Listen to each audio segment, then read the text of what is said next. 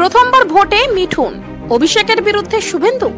বদলে যাচ্ছে দিলীপ ঘোষেরও লোকসভা কেন্দ্র। এবার প্রকাশ্যে এলো বিজেপির সম্ভাব্য প্রার্থী তালিকা। আর মাত্র কয়েক মাস, তারপরে লোকসভা নির্বাচন। লোকসভা নির্বাচনে প্রতিদ্বন্দ্বিতা করার জন্য ইতিমধ্যে শাসক দল বিজেপি থেকে শুরু করে বিরোধীরা গুটি সাজাতে শুরু করেছে। শাসক দল হিসেবে কিছুটা হলেও প্রস্তুতিতে অ্যাডভান্টেজ রয়েছে বিজেপির। দেশের পাশাপাশি বঙ্গ বিজেপির তরফ থেকেও এই অ্যাডভান্টেজকে কাজে লাগানো হচ্ছে। আসন্ন লোকসভা নির্বাচনে বাংলার বিজেপি নেতারা কে কোন কেন্দ্রে প্রতিদ্বন্দ্বিতা করবেন তা নিয়ে একটি খসড়া তালিকা তৈরি করা হয়েছে বলে জানা যাচ্ছে।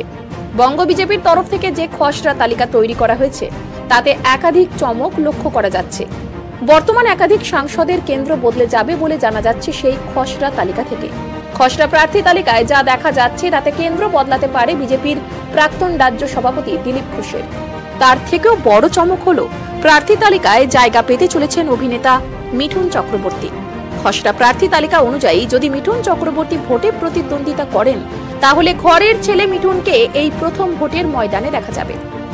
সম্ভাব্য প্রার্থী তালিকা হিসেবে বিজেপির প্রাক্তন রাজ্য সভাপতি দিলীপ ঘোষকে দেখা যেতে পারে নিজের কেন্দ্র ছেড়ে অভিষেক ব্যানার্জির ডায়মন্ড হারবারে প্রতিদ্বন্দ্বিতা করতে। আবার দিলীপ ঘোষের কেন্দ্রে প্রতিদ্বন্দ্বিতা করতে পারেন অভিনেত্রী অঞ্জনা বসু। তবে দিলীপ ঘোষ মেদিনীপুর ছেড়ে অন্য কোথাও প্রতিদ্বন্দ্বিতা করার জন্য রাজি নন বলে জানিয়েছেন। প্রার্থী তালিকা নিয়ে এখনো চূড়ান্ত সবুজ সংকেত না মিললেও জানা যাচ্ছে মিঠুন চক্রবর্তী প্রতিদ্বন্দ্বিতা করবেন যাদবপুর কেন্দ্র থেকে। এছাড়াও গতবারের জয়ী সাংসদদের মধ্যে 3 থেকে 4 জন এবার টিকিট নাও পেতে পারেন।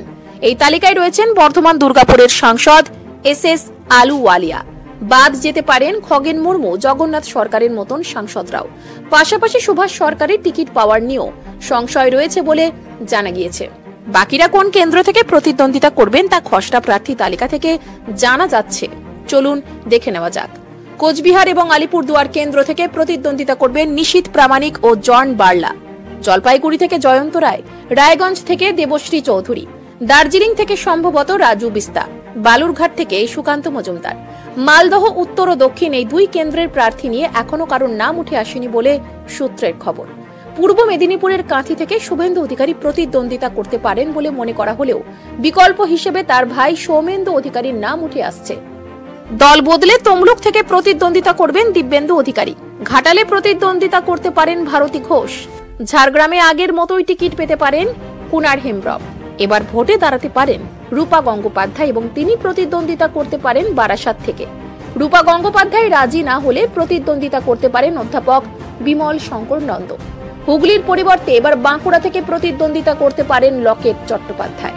টিকিট পেতে চলেছেন সৌমিত্র খাঁ, জ্যোতির্ময় সিংহ মাহাতো। বর্ধমান দুর্গাপুর এবং আসানসোল কেন্দ্রে প্রতিদ্বন্দ্বিতা করতে পারেন যথাক্রমে কেয়া ঘোষ ও অগ্নিমিত্রা পল। বীরভূম লোকসভা কেন্দ্রে গতবারের মতো এবারও প্রতিদ্বন্দ্বিতা করতে পারেন দুধ কুমার মণ্ডল।